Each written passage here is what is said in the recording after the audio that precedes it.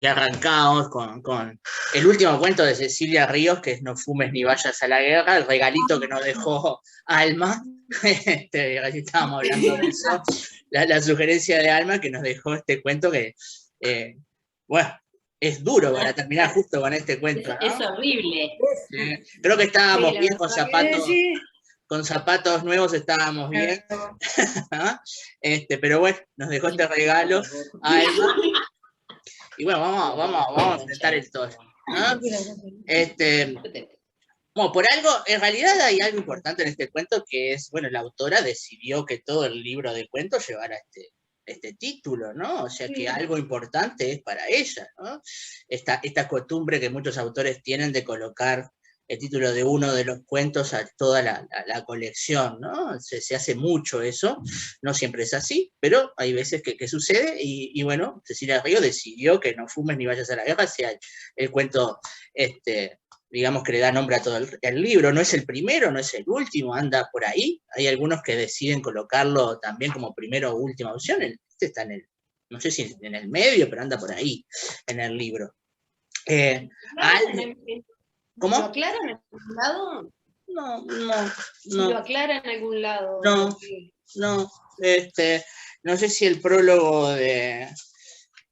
¿quién era el prólogo de este libro? No está firmado. En el prólogo no lo vi. En el prólogo no lo dice, por eso. No está firmado el prólogo, qué raro. Banda Oriental siempre tiene los prólogos firmados.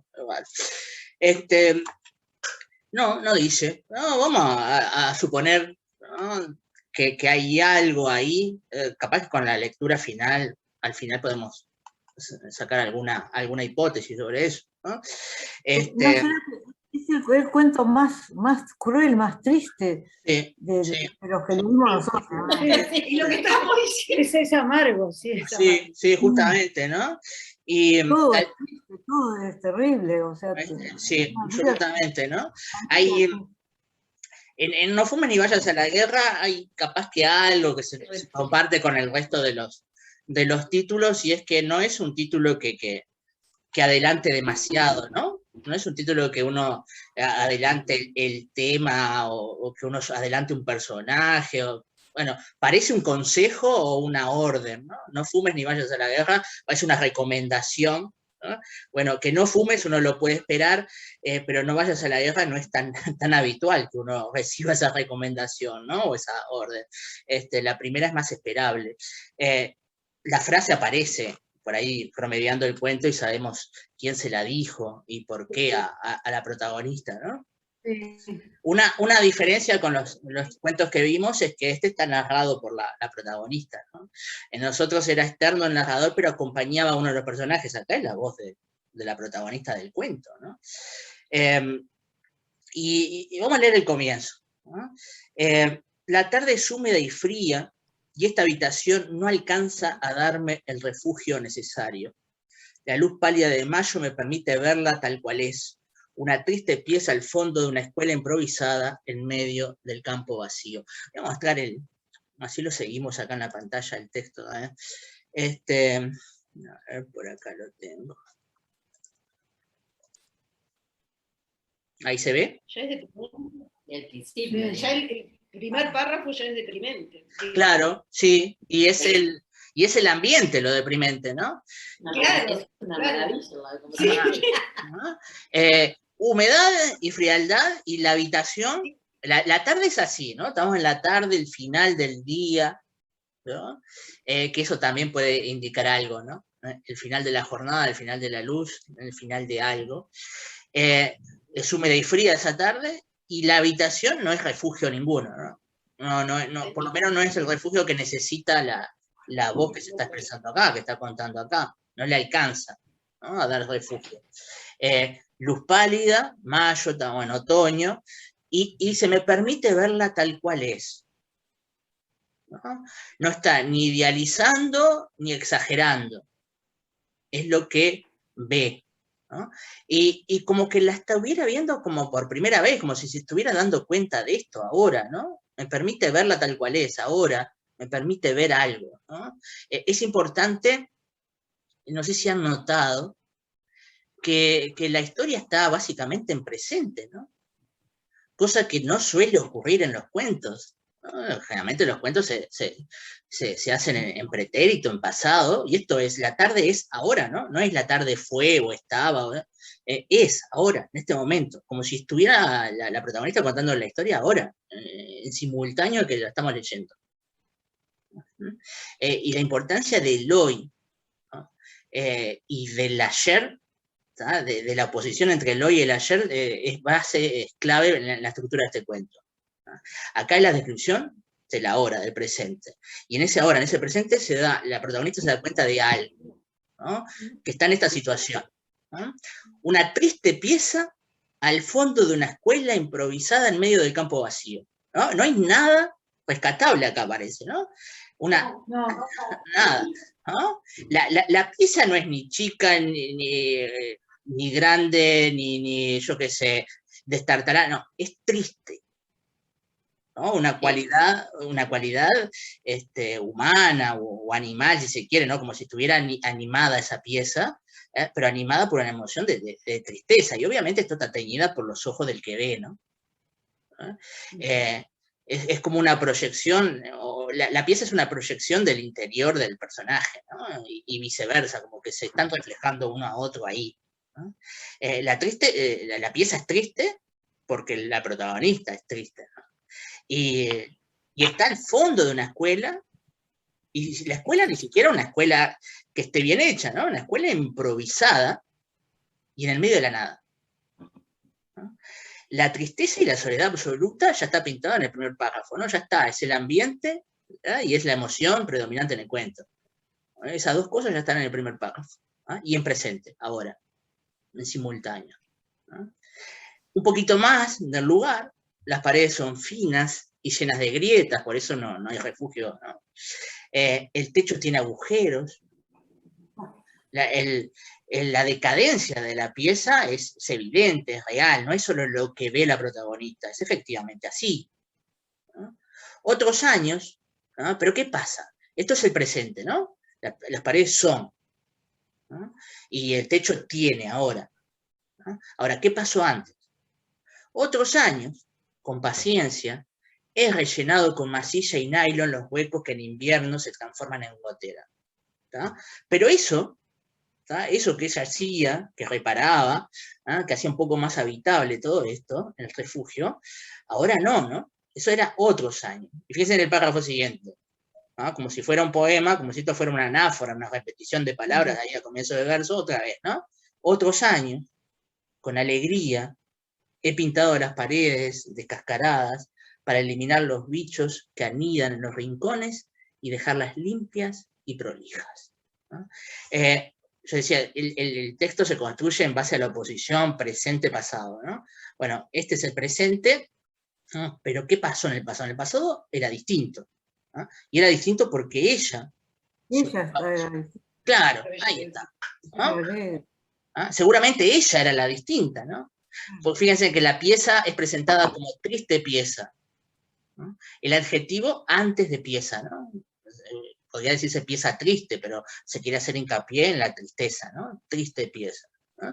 Y acá, en el pasado es alegría, ¿no? Otros años con alegría, ¿no? Había pintura, se remendaban las cosas, ¿no? Se reparaban, se limpiaba, era todo más prolijo, ¿no? La habitación que hoy miro en el silencio de la tarde, la que todos, incluso yo, nombran y conocen como mi habitación, no tiene nada que sea de mi agrado, salvo las cortinas que yo hice. ¿Ah? No hay nada, ¿no? Ahora, ¿no? A diferencia de esos otros años, ahora no hay nada que sea a no ser, ¿no?, las cortinas que hizo ella, ¿no? Y aún así, las cortinas que son de su agrado, las pobres, ahora están llenas de polvo, el tejido se ha desfigurado y el sol ha desvanecido el color original, ¿no? Todo lo que podía ser un indicio de color, de bienestar, de algo agradable, lindo, está transfigurado, ¿no? Está deformado, muestra el paso del tiempo.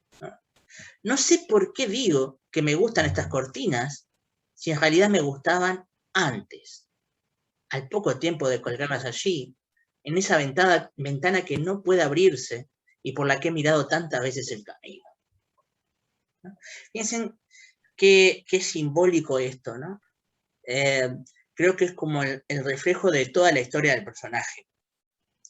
En un tiempo le agradaban esas cortinas, pero ahora no sabe por qué dice que en realidad le gustan, ¿no?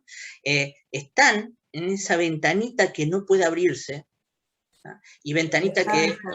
¿ah? Y la ventanita por la que mira el camino, ¿no? ¿Cómo, Ofelia? Como que está ella misma encerrada, ¿no? Exacto. En eso. Exacto, ¿no? Y no es solo encerrada en esa habitación, esa triste habitación, ¿no? Deteriorada, ¿no? Sino encerrada en una vida, ¿no? Encerrada en un pasado, en una memoria, todo eso que va a aparecer ahora, ¿no? Y lo que podría ser un símbolo de salir de ahí, ¿no? De la vida, del andar, del transitar, del moverse, es el camino, ¿no? ¿Qué es eso, el camino? El camino está del otro lado de la ventana que no puede abrirse, entonces no se puede acceder a ese camino, ¿no? Y en definitiva no se puede acceder a otra vida, ¿no? A algo que la aleje de ahí. La cama es angosta, tiene un hueco en el medio donde me hundo al acostarme, como si fuera un nido. Es horrible. La cama que también ha pasado el tiempo, y se ha moldado al cuerpo de ella, ¿no? Que se ha deformado con el cuerpo de ella y que también la tiene como atrapada. Si la ventana parecía que la tuviera atrapada, la cama también, ¿no? Como claramente parece la imagen, el reflejo de lo que es una depresión también, ¿no? Como si fuera un nido. Estando allí me siento protegida, aunque no sea bueno para la columna ni para el buen descanso. Está hundida ahí, atrapada, en realidad no es un nido, ¿no? Con todo lo que implica el nido de cuidado, de crecimiento, de hogar, está atrapada ahí, ¿no? Es una figura muy horrible, la de un colchón hundido. Sí. Es una imagen horrible, en realidad. ¿No? Y ella metida ahí, ¿no? Y sintiéndose cómoda en ese hundimiento. Las sábanas están gastadas y las frazadas apenas abridas. No hay nada rescatable, ¿no? Las cortinas que parecían al principio que podían ser algo rescatable, tampoco, no hay nada, ¿no? Pesan mucho y en las mañanas de invierno me despierto entumecida por su presencia contra mi cuerpo, agobiante como un compromiso no elegido. ¿Vieron todas las imágenes o todas las sensaciones que reflejan estar atrapado, inmovilizado? Otra vez, no solo la cama, el hundimiento, sino la frazada que no la dejan ni moverse, ¿no? El peso de esa frazada que es como un compromiso no elegido, como algo que nos atrapa, que hemos asumido, pero que no elegimos en realidad. Hay muchas cosas que sé hacer. Bueno, a ver si vamos por algún lado más positivo. Tejer, bordar, cocinar, atender a los niños, y mucho más que eso. Sé cómo enseñarles a leer, a contar, a pintar con acuarelas, a imaginar el mundo tan grande y variado que hay más allá. Bueno, hay varias cosas que sabe hacer. Justamente las primeras, esto no había reparado, lo estoy reparando en este momento. Esta mujer que ustedes saben, ya han leído, que ha esperado toda su vida a alguien, ¿no? A un amor, ¿no? que tiene nombre y apellido. Lo primero que nombra, que sabe hacer, es tejer y bordar, ¿no? Como Penélope, ahí, sí, tejiendo y bordando, esperando eternamente. Bueno, lo primero que nombra es eso, justamente, ¿no? Cocinar, atender a los niños. Acá, por las dudas, que no se dijo desde un principio, pero lo empezamos a sospechar y acá a comprobar de que es una maestra rural, ¿no? Claro. La pieza al fondo de la escuela improvisada, en el medio del campo, ¿no? ¿Quién vive ahí? Bueno, la maestra, ¿no? Y acá se confirma, ¿no? Bueno, hace todo, ¿no? Tejer, bordar, cocinar, atender a los niños, y más que eso, además, ¿no? La tarea precisamente de maestra, a enseñar a leer, a contar, a pintar, a imaginar el mundo tan grande y variado. Ella, que vive encerrada ahí, que no sale al camino, tiene la tarea, ¿no?, de imaginar el mundo, o de enseñar a imaginar el mundo tan grande y variado. ¿No? ¿Cómo? No sé, me pareció... Sí. Ella tiene la tarea de enseñar a imaginar. Claro. Ella no lo puede hacer, y ella sabe enseñar, algo sí. que ella no disfruta. Sí, no sabe, sí. Que parece no aplicar a ella misma, o que capaz que es como un escape. Claro, bueno, claro. Bueno, la imaginación del mundo es mucho más amplio, también puede ser una forma de escapar de la realidad tan diminuta y tan atrapante en la que vive, ¿no? Bueno, eso es lo que enseña a esos niños también, ¿no? Lo esperable, leer, contar, y eso otro, ¿no?, más importante, imaginar el mundo, ¿no? Esto me repito cada otoño, cuando veo aparecer caritas diferentes, ¿no? Y bueno, sí, marzo, ahí arrancamos, ¿no? Pero también lo simbólico que es el otoño, que es como el fin de algo, otra vez, la tarde, el otoño, ¿no? Simbólicamente tienen esos significados, ¿no?, de finalización de algo, cercanía del final, más bien, ¿no? Cuando veo aparecer caritas diferentes, hijos de los hijos a los que yo he enseñado tantas cosas. Fíjense qué manera de decir que hace tiempo que está ahí, ¿no? No es necesario. Hace años. Claro, han pasado varias generaciones, no es que, y no es necesario decir, bueno, hace 20 años que está ahí, yo qué sé, no, bueno, hijo de los hijos, lo que he enseñado tantas cosas, siempre con las mismas palabras, usando láminas ajadas y descoloridas, ¿no? Todo es decadencia, ¿no? Todo es paso del tiempo y nada cambia, ¿no? Como que todo se va deteriorando y extinguiendo, hasta los propios materiales escolares que están ahí, que no son renovados, ¿no? En las paredes del aula, del otro lado de esta puerta, está el mapa del país, el de esta región, y la lámina del cuerpo humano que provocó escándalo en algunos padres. ¿Ah? Fíjense cómo lo nombra, lo tira esto y no lo desarrolla, ¿no? Pero uno podría imaginar, ¿no?, qué tipo de escándalos habrá provocado y ampliar en nuestra cabeza la historia, pero no es lo que viene a contar, ¿no? No es esto lo que va a contar, ¿no? Está como haciendo un panorama de todo lo que va viendo ahí, ¿no? Y ve esto, y lo que ves todo es de deterioro, ¿no? Todo es paso del tiempo, y como aquel poema de Quevedo, de tantos años, de como 400 años, miré los muros de la patria mía, hace un tiempo fuerte ya desmoronados. Bueno, lo que mira esta mujer está todo desmoronado, ¿no? Ya, si un tiempo fueron fuertes y lindos y pintados, ahora no hay nada, ¿no? Es tiempo de sacar del armario los lápices y los cuadernos que están allí desde el año pasado, de verificar el estado de las ollas, los platos y las cucharas, ¿no? Y bueno, lo primero es lo esperable en la tarea del maestro, y lo otro es lo que se agrega en el maestro rural, ¿no? Todo lo demás que hace, ¿no?, y que se ocupa.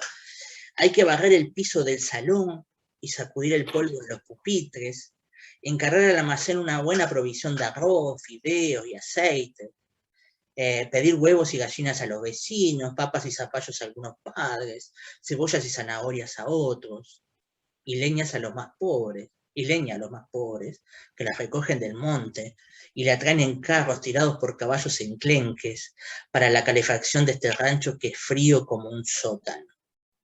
¿Ah?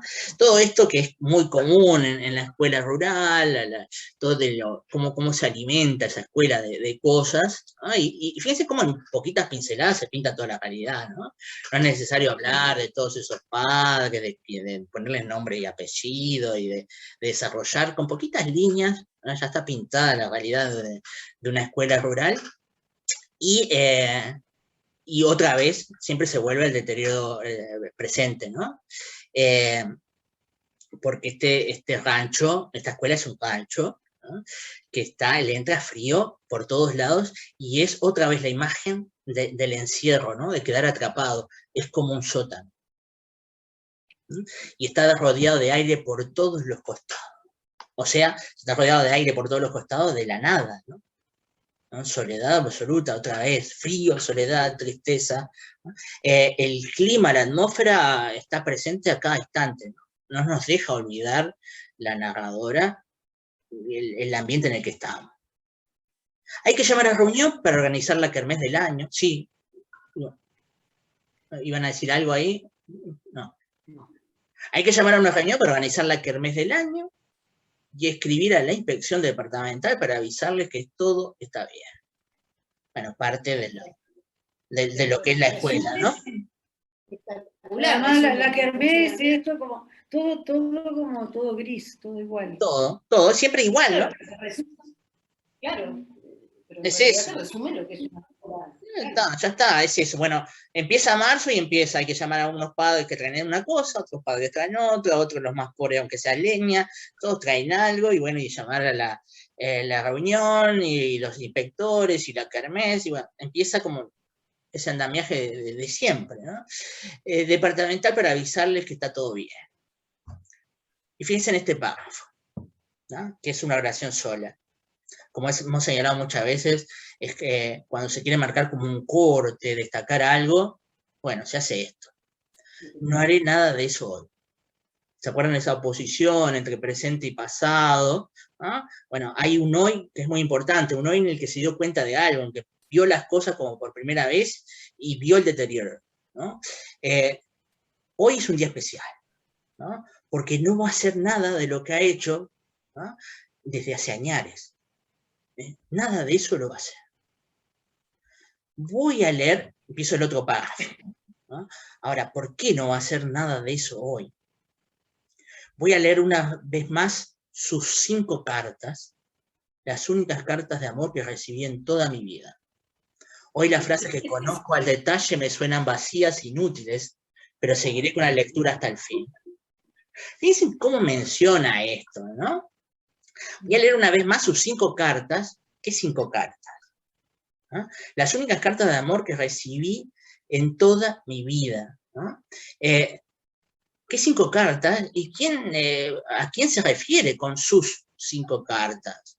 ¿No? Si no habló de nadie, no habló de ningún amor, de ningún novio, de alguien que la haya dejado, no habló de nadie, ¿no? Y sin embargo da por sentado que como que nosotros supiéramos quién es ese, ¿no? Y de quién son esas cartas y esas 5 cartas de amor que ha recibido, ¿no? Hoy las frases que conozco al detalle me suenan vacías e inútiles. O sea, si conocen las frases al detalle, es porque estas cartas han sido releídas hasta el hartazgo, ¿no?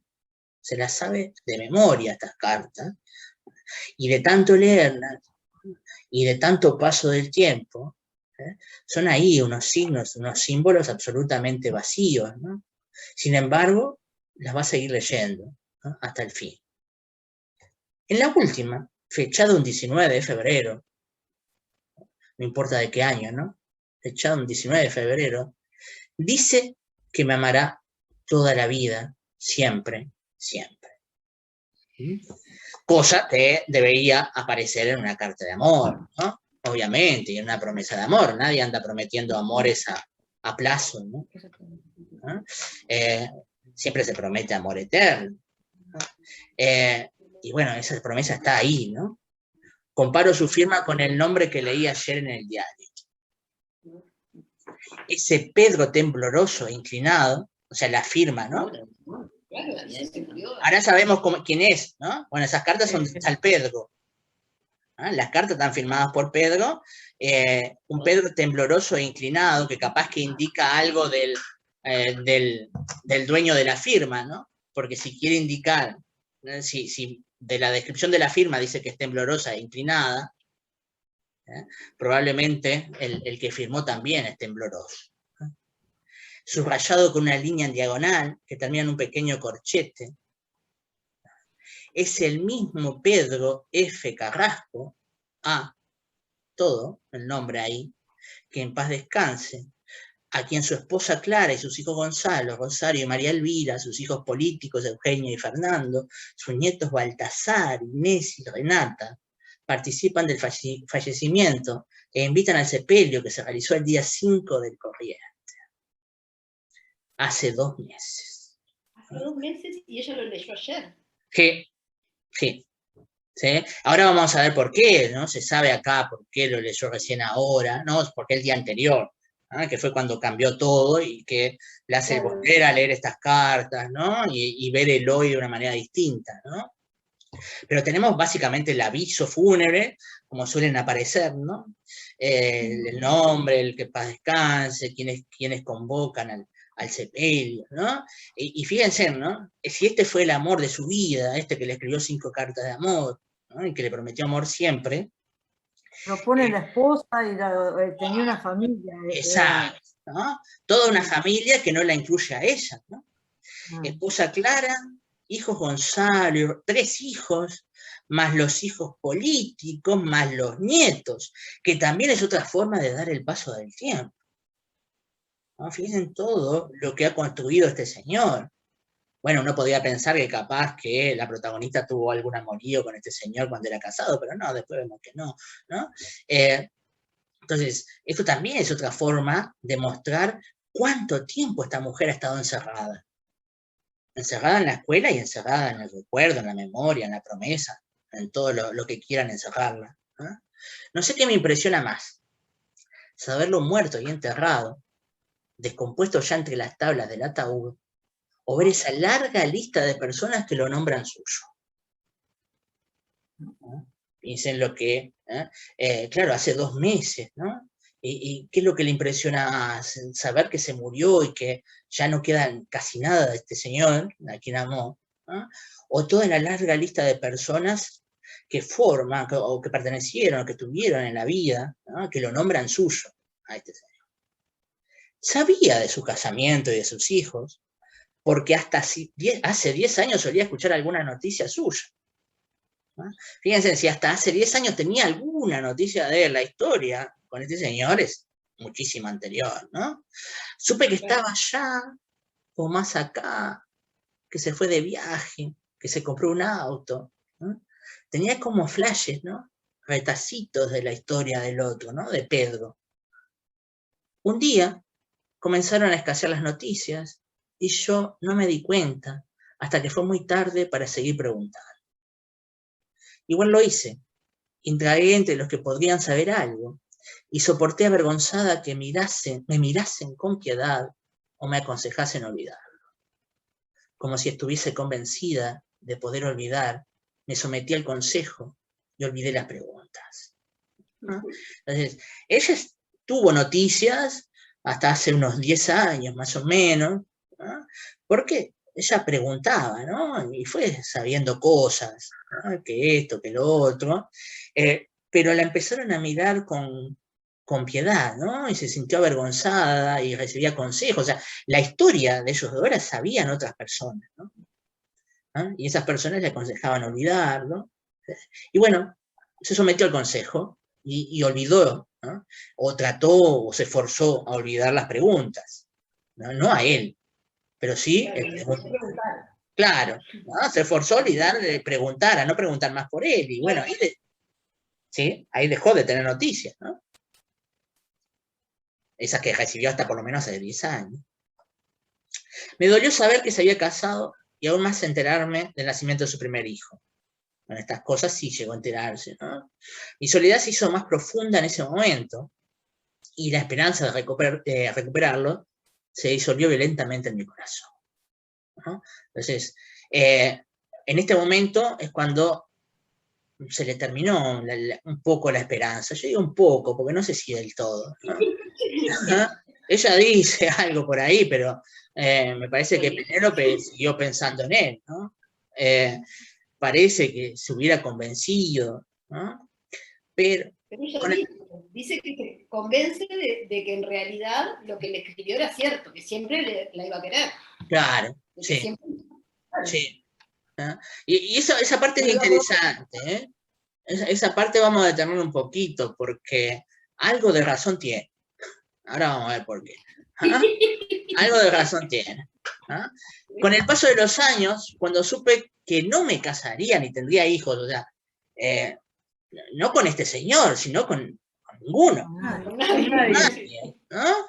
Que supo que no se casaría ni tendría hijos, ese dolor dejó paso a la convicción de que, como me había dicho y escrito, siempre me amaría. Y acá está la vuelta extraña que le da a las palabras y que digo, que complejamente algo de razón tiene. Vamos a ver por qué. ¿No? ¿Por qué se convence de que siempre él la iba a amar, ¿no? Que la iba a amar por siempre, o sea que no faltó a su promesa? En estos años de soledad, escuché muchas historias. Supe de mujeres atormentadas por un amor imposible que se comportaban como dignas esposas.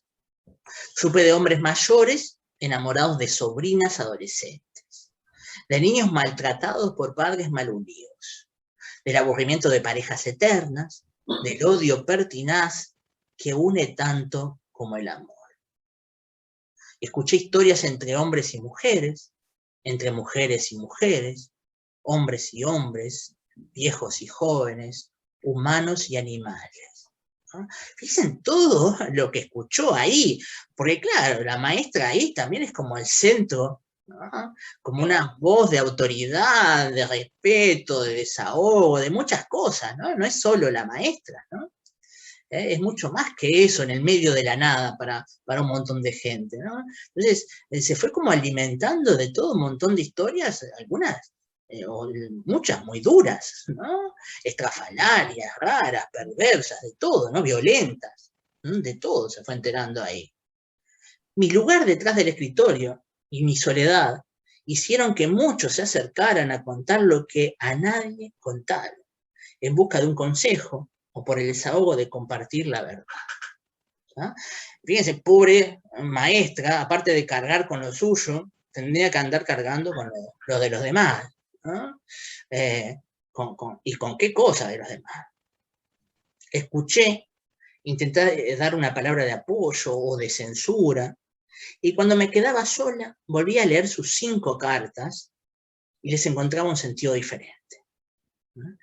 Fíjense, después de la experiencia de escuchar otras historias, volvía a las cartas, a esas 5 cartas que releyó tantas veces, y como si fuera una especie de texto literario en el que uno se sumerge y lo relee, y cuando lo relee le encuentra significados que la primera vez no vio. Bueno, a ella le pasaba lo mismo con las cartas, pero ¿por qué? Porque ella no era la misma, ¿no? Uno no es el mismo, y si uno no es el mismo y relea algo, pasa por una experiencia similar, la ve de otra manera, ¿no? Porque uno va cambiando. Después del desconsuelo de no tenerlo, de saber que era de otra mujer y de otra vida, al leer sus cartas comprendí que era cierto, que siempre me amaría así como yo lo amaba. ¿Y esto por qué? ¿Por qué sabe que siempre la amaría?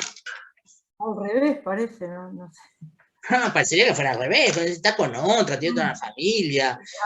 En todos esos años de amor le escribió solo 5 cartas, por eso 5 cartas que después que incluso que no se da a entender que después que se casó y toda esta familia no le escribió más. O sea que son 5 cartas previas a todo esto, ¿no? Previo a toda su vida familiar. Vive a través de solo 5 cartas, ella no vivió más, no sé. Sí, de alguna manera sí. Lejos de la pobre realidad, de las obligaciones, de la rutina que acosa y embrutece, de los lazos que nos atan a los demás a pesar de nuestro deseo, supe que siempre me amaría, no como esposo ni amante, sino desde sus cartas que nadie podría borrar, desde su recuerdo que vendría a buscarme cuando estuviese triste o cansado. Me recordaría ante cada adversidad, libre de sus ataduras de padre o esposo, de su lugar de empleado y ciudadano. En esos breves momentos de intimidad me amaría.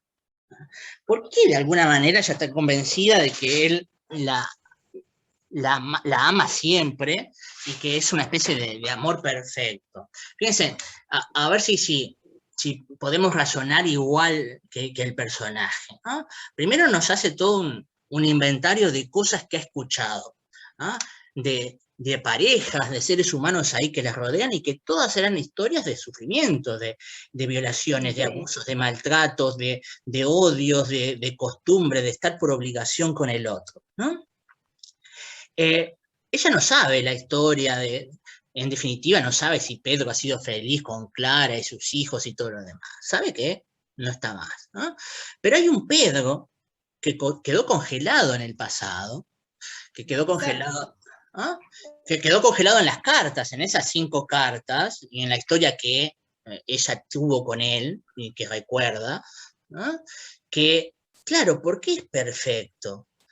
Porque no pasó, como dice acá, ella misma, no pasó por la realidad, las obligaciones, la rutina que acosa y embrutece, los lazos que nos atan a los demás a pesar del deseo, o sea, no pasó por todo aquello que desgasta. Quedó congelado, idealizado en ese pasado. ¿No? Como dice Sabina ahí en alguna canción de yo no quiero que elijas mi shampoo y todas esas cosas que dice ahí sobre la rutina, ¿no? No quiero un amor civilizado. Porque todas esas cosas en definitiva van desgastando, minando, erosionando y sacando lo que de ideal puede tener una relación. Entonces, este Pedro quedó congelado en la perfección, en la idealización y en esas 5 cartas y en la memoria de lo que tuvo. Entonces, para ella, está ahí y siempre y cumplió la promesa, la sigue amando porque es el Pedro de esas cartas. ¿No? Está ahí, es perfecto, no se ha desgastado en nada. Nunca esperé que llegase a salvarme de la soledad. Nunca esperó que volviera. Si hubieran vuelto y si hubieran tenido algo, Pedro no sería perfecto. Ya le encontraría algo. Tuve el amor de los niños, inocentes de haber nacido en este campo pobre, lejano y sin caminos de salida. Otra vez, ¿no? No hay salida, ¿no? Parece que no solo para ella, ¿no? Sino para los que habitan ahí, ¿no? Como si fuera una especie de trampa, todo lo que está ahí. Pero, bueno, tuvo el amor de los niños y ese amor congelado de Pedro, a quien nunca esperó que volviera. Entonces no es tanto como Penélope. Tuve el cariño de las madres, que llenas de ilusión esperan que sus hijos se eleven por encima de sus propias vidas. No estuve aquí para sobrevivir con un sueldo casi miserable, ni por tener un lugar importante en el mundo. Tenía que ahora me quieren quitar. Y acá nos enteramos de la segunda cosa, del segundo impacto que ha recibido esta mujer. El primero es la muerte de Pedro. Y el segundo, y creo que detonante más fuerte todavía, porque el Pedro que ella ha conservado, ese sigue estando. ¿No? Ese Pedro no murió, está ahí en la carta, ¿no? En su memoria. Pero hay algo más, ¿no? Y es esto, que ahora le quieren quitar. ¿No? Esta carta que llegó ayer, junto al diario, fechada 20 días atrás, ¿no? Ahí sabemos por qué se enteró tanto, ¿no? Llegó una carta fechada 20 días atrás con el diario de hace 2 meses. ¿No? Dice que la escuela cerrará por el escaso número de alumnos. ¿No? La triste habitación esta, ¿no? Este rancho desvencijado por todos lados, pero que es, ¿no? En última instancia su especie de cueva, de protección ahí, de cosa que la tiene atrapada, va a cerrar. ¿Y qué va a hacer ella fuera de eso? ¿A dónde creen que iré? Si no tengo a nadie. Todos están aquí en estos parajes perdidos. No he ido a la capital en años. Los míos, los que me precedieron en la vida, ya no están. Nadie viene después de mí. Claro, no tiene hijos. ¿No? Entonces, no están los que la precedieron y no hay nadie después de ella. ¿No? Y ahora, todavía, para completar, ¿no? Fuera de ese reducto, tampoco está Pedro. ¿No? Dentro de ese reducto, si se mantuviera, Pedro todavía está. Pero si la sacan de ahí, ¿no? Sale al mundo donde no está Pedro. ¿No? Todo parece intolerable. El frío del invierno, el agua del otoño, la humedad de la primavera, el verano asfixiante. ¿No? Esto es bien uruguayo, ¿no? Nos quejamos de todo dependiendo de la estación. ¿No? O muy frío, o mucho calor, o mucha humedad, todo. ¿No? Las tribulaciones diarias y las angustias nocturnas quedan sin solución, sin consuelo, en este desamparo en que las noticias me han hundido. ¿No? Las dos, ¿no? El vestido más hermoso de mi juventud me queda estrecho y está mordido por las polillas. ¿No? Bueno, imagínense, sí, parece, es tragicómico por momentos, ¿no? Ahora que tiene que salir, bueno, tiene que pensar en cómo vestir allá afuera, ¿no?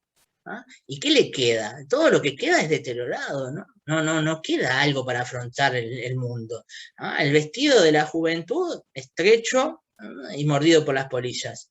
El diseño sencillo y anticuado. Me encanta la tela con fondo celeste y todas esas flores, como si restallaran contra el fondo gris del mundo. Tiene colores y tiene flores, pero el fondo del mundo es gris, ¿no? Para tener una larga vida, y acá apareció, ¿no? La frase, acá aparece la frase del título. Para tener una larga vida, no fumes ni vayas a la guerra, decía mi madre. Decía mi madre, ¿no? Esta es la frase, la sentencia que pronunció alguna vez la madre. Ahora, si haciendo el caso de esa sentencia, ¿qué hizo ella? Bueno, fumar, nunca fumé. Hoy escudriño mi vida y creo que no pude evitar ir a la guerra. Ahora, ¿qué pasó con ir a la guerra? Y en este pequeño lugar libré muchísimas batallas. Tendría que haber vuelto al pueblo, tendría que haber buscado un empleo diferente, una casa propia. ¿Ah? Parece que la primera parte de la sentencia materna la cumplió. Ahora, la segunda, por lo menos en un sentido metafórico, no en un sentido literal. ¿No? Pero en un sentido metafórico, ella dice que ha enfrentado muchas guerras, ¿no? Y muchísimas batallas, ¿no? Que no podía evitar la guerra y que enfrentó muchísimas batallas, ¿no? Me quedé acá, como si este fuese mi destino y este lugar mi trinchera, siguiendo con las metáforas de la guerra, ¿no? Bueno, ahí se quedó, se atrincheró para protegerse y para librar sus batallas, y como una especie de destino trágico quedó atrapada ahí, ¿no? No hubo generales que me marcaran el rumbo, sino que yo misma me ordené la resistencia, aunque nunca me propuse triunfar, ¿no? Solo resistir, ¿no? No triunfar, no vencer, no ir más allá. Me pregunto qué fuerzas desconocidas me dieron este lugar de carne de cañón, de soldado anónimo, ¿no? Y ya sabemos qué batallas libró, ¿no? Todas las que nombró antes, ¿no? Y con las madres de los niños, con los padres, con los niños, ¿no? Con el lugar, ¿no? Con el recuerdo de Pedro. Como una guerrera vencida, creo que tengo el derecho a elegir algo en la vida y no someterme siempre a lo que ésta me ofrece, ¿no? Y acá va adelantando su decisión, ¿no? Una especie de guerrera samurái ahí, ¿no? Que elige una salida para ella honrosa, ¿no? Por lo menos el derecho a elegir cómo salir, ¿no? Elijo entonces la forma de morir, ¿no? Como otra forma también de ver el suicidio, que realmente se ve de otra manera, ¿no? Como cobardía, como renuncia a enfrentar las cosas, bueno, ¿no? Ella la ve como una forma de elección que se ha ganado, ¿no? Con el cuidado con que hubiese elegido el nombre para un hijo, cosa que sabemos que no tuvo, ¿no? El tamaño de una casa, tampoco, ¿no? Y el color de un automóvil, ¿no? Como que ha meditado y analizado y pensado esto. Elijo la forma de morir con la atención con que buscaría un tomate en el huerto, una ruta de viaje, un libro que regalar, ¿no? Con detención, con análisis, pero también con una absoluta naturalidad, ¿no? Como se hace cualquier elección, ¿no? Como si no fuera extraño, doloroso, trágico, enorme la decisión que va a tomar, es como una más, ¿no? Como una decisión más en la vida de alguien. Los que me tienen algún cariño habrán imaginado que moriría tranquila, silenciosa y leve como he vivido, tal vez corroída por el veneno, suspendida en una horca o abandonada a la corriente del arroyo en una crecida, ¿no? ¿Qué podrán suponer? Y bueno, la maestra, que la encontrarán muerta ahí en la escuela, o si se suicida con los métodos tradicionales, ¿no? Pero no, ella eligió otra forma. Lamentarán no encontrarse con viejos amigos en el velatorio, acompañarme al cementerio en la brillante camioneta de la funeraria, esparcir mis cenizas sobre las sierras, ¿no? Todos los rituales de la muerte, ¿no? Bueno, todo eso no va a pasar, aunque todavía no contó cuál es su elección. Como que ella quiere morir de una forma diferente a como ha vivido. Exacto. Que vivió desapercibida totalmente y ahora quiere morir algo que llame la atención, aunque Exacto. sea. Sí, Bueno, sí, sí. Como si fuera una especie de espectáculo también, ¿no? De marca, de huella, ¿no? De sorpresa, ¿no? Y justamente se sorprenderán de que haya elegido el fuego. Aunque ya no importa, quiero sorprender alguna vez. No se quiere ir así nomás, ¿no? Y eligió, ¿no? Pensó una forma, ¿no? Esta maestra que ha estado ahí en esa grisura, en el medio perdida, quiere irse brillando. Quiero arder, brillar, al menos en el último instante. Desaparecer entre las chispas y el humo. Ser brasa iridiscente después de ahogarme en la llamarada. El fuego también, justo este año en la parte de escritura les pedí trabajar el tema de los 4 elementos en algún escrito, ¿no? El fuego es destrucción, pero es nacimiento también, y es pasión, ¿no? Es fuerza que arrasa, ¿no? Que se lleva por delante las cosas, ¿no? Es iluminación, es alejar el peligro, y es peligro a la vez, es como un símbolo contradictorio, ¿no? Ser brasa iridiscente después de ahogarme en la llamarada, ¿no? Casi una especie de construcción contradictoria ahí, de oxímoron, porque uno espera ahogarse en el agua, no en las llamas, ¿no? No importa que nadie escarbe en el rescoldo, perciba el último calor y vea la postrera voluta de humo. Pero me basta con el asombro de quien descubra la fogata en el horizonte, y antes de preguntarse por qué, admire el esplendor del brillo y el tamaño de las llamas, ¿no? Como quien admira una estrella fugaz también, ¿no? Bueno, ahí, ver esa iluminación ahí, aunque sea por un instante. Llega la noche y opaca el verdor del campo, ¿no? Decíamos, el cuento empieza en la tarde, ¿no? Y es el preámbulo al fin de algo, ¿no? Al fin del día, de la luz. Bueno, llegó la noche, ¿no? Y por oposición entre la luz y el día, la noche es muchas veces símbolo de muerte, ¿no? Llega la noche y opaca el verdor del campo, vuelve primero negras y luego invisibles las siluetas, ¿no? Vemos arribar la noche, ¿no? Y las cosas que se van desfigurando y borrando, ¿no? Y luego invisibles las siluetas de las casas en el horizonte. Como si todo esto desapareciera, ¿no? Como va a desaparecer la maestra, ¿no? Así las llamas, rojas, amarillas, violetas, serán como estrellas caídas sobre el campo inmóvil, ¿no? Y si este cuento se construyó en base a una posición entre presente y pasado, ¿no? Entre un hoy que se tomó una decisión después de haber tenido 2 noticias el día anterior, ¿no? Acá aparece el futuro también, ¿no? Un futuro muy cercano, ¿no? Así van a ser las llamas en las que ella va a aparecer, ¿no? Así las llamas rojas, amarillas, violetas, muy coloridas, ¿no?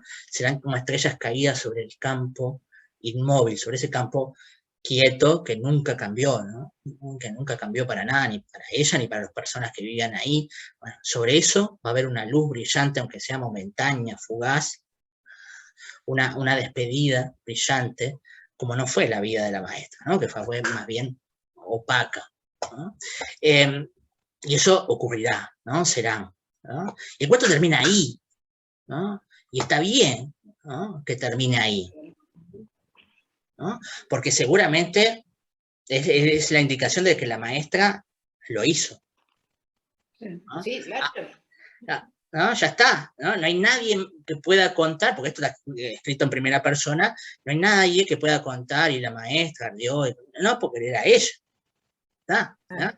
El silencio del cuento, el silencio que termina ahí, es la indicación de que lo hizo, de alguna manera, ¿no? Es como esa reticencia, es un eufemismo de lo que pasó, de lo que hizo. Bueno, será esto, y ahí terminó, ¿no?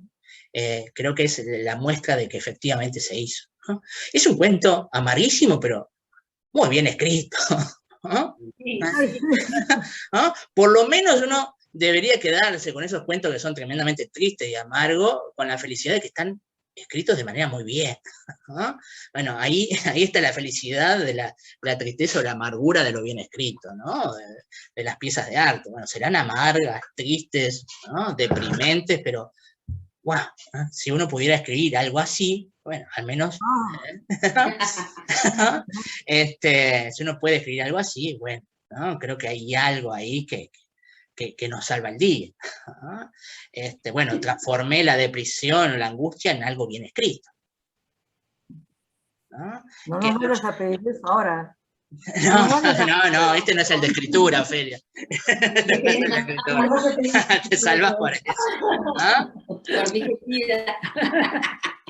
Yo recuerdo una charla de Alejandro Dolina, no me acuerdo de qué estaba hablando, y citaba la furia que había tenido Goethe cuando se enteró que mucha gente se suicidaba después de leer El joven Werther, ¿no? Bueno, como el personaje protagónico sufre por amor y se termina suicidando, muchacho joven, mucha gente agarró el Werther y efectivamente leía el Werther y creía que eso era artístico, bueno, morir como murió Werther y se mataba, ¿no? Y quedó indignado, dicen que estaba indignado, que hasta en la China, leían las traducciones del Werther y se mataban los chinos allá con algo que se había escrito en Alemania, que el tipo no tenía obviamente la intención de hacer eso, ¿no? Incluso creo que fue una de las razones por las que Goethe abandonó el romanticismo y se volvió más clásico, ¿no? Y decía Dolina, interpretando un poco el enojo de Goethe, que seguramente el enojo de Goethe era, bueno, yo en vez de matarme, ¿no? Seguramente capaz que Goethe sufrió una pena de amor y estaba mal y angustiado, pero en vez de matarse escribió El joven Werther, ¿no? Y los que se mataban no entendieron el mensaje de Goethe, ¿no? No hay que matarse, hay que escribir cosas como la cuita del joven Werther para sobrevivir. Bueno, transformé la pena, la angustia en arte, ¿no? Y seguí viviendo, ¿no? Y ese era un poco el mensaje quizás de Goethe, ¿no? Y no el matarse, y bueno, los malos lectores se mataron, ¿no? Y no leyeron lo otro, lo que estaba detrás en realidad quizás de la obra de Goethe, ¿no? Bueno, en vez de andar, bueno, estamos penando ahí, bueno, capaz que no escribimos la cuita, recuerdo ahora palabras de Dolina, capaz que no nos salen las cuitas del joven Werther, pero capaz que nos sale una linda milonguita, ¿no? O algún lindo poema, o alguna linda cosa con una pena, y no es necesario andarse tirando de ningún lado, ¿no? Lo escucho al flaco ahora en este momento, parece que lo estoy escuchando, ¿no? Entonces, el asunto creo que va por ahí, ¿no? Quizás los cuentos, en todos estos cuentos hay personajes bastante frustrados, ¿no? Que no han vivido, no viven de otra manera, no se han atrevido a vivir determinadas cosas, y capaz que por eso eligió este cuento. Quizás porque es el que más le gusta a la autora y nada más, ¿eh? A veces si uno mira el índice de cuentos de este libro y sigue la tradición de colocarle el título de uno de los cuentos al libro, y yo elijo ese, porque miren la lista de cuentos, una conexión, de títulos, perdón, una conexión, recursos, ley propia, boomerang, genealogía, padres, no fumes ni vayas a la guerra, zapatos nuevos, fracturas, nieve, sueños o plegarias. Yo tengo que elegir un título, ¿no? Sin haber leído el cuento, y elijo no fumes ni vayas a la guerra, ¿no? Me parece el título más llamativo, ¿no? Entonces, si tengo que elegir uno de los títulos, yo elegiría ese para englobar todo. Quizás, repito, puede ser porque sea el cuento que más le guste a la autora, habría que preguntarle a Cecilia Ríos, ¿no? ¿Por qué? ¿No? Ella anda ahí por las redes sociales, se le puede preguntar, capaz que le tiro la pregunta ahora, ya tiene Instagram y coloca cosas ahí. Pero para mí es uno de los cuentos más logrados, más angustiante, más triste, pero más logrados también, y el título me parece mucho más atractivo que el resto de los títulos. Entonces, decime, Marco. Para mí me pareció excelente el cuento, realmente magnífico.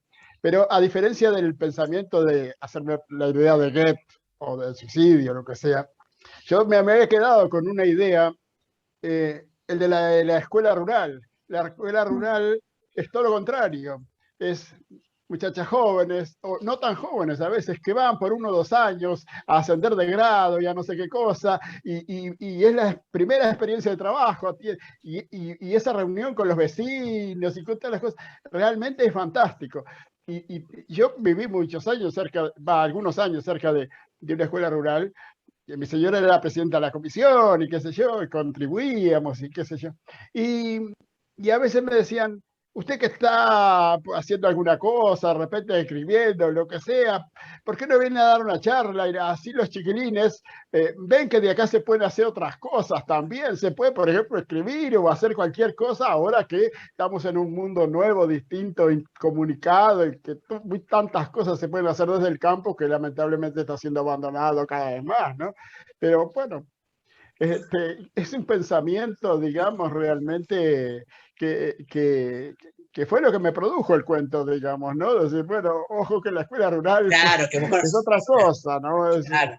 Sí, sí. Pero Esta es la claro, una escuela persona rural. que se queda mucho tiempo Exacto. ahí en cualquier lado realmente termina encajonada, angustiada y todo lo demás, ¿no? Sí, claro. Claro, las escuelas rurales no tienen que ser necesariamente esto. Es esta escuela rural de este personaje, de esta ficción. Claro. Lo dijiste muy bien ahí al final, Marco. Bueno, se quedó encajonada ahí. Bueno, es esta escuela rural porque ella se quedó encajonada ahí, ¿no? Y vieron que era como un paralelismo entre la escuela y ella, ¿no? Como que ella se fue deteriorando y la escuela también, ¿no? Uno fue acompañando al otro. Es muy cierto lo que dice, que la maestra es la que se tiene que encargar de organizar la pintura de la escuela, en fin, la kermés, todo ese tipo de cosas que son fantásticas, ¿no? Sí, totalmente, ¿no?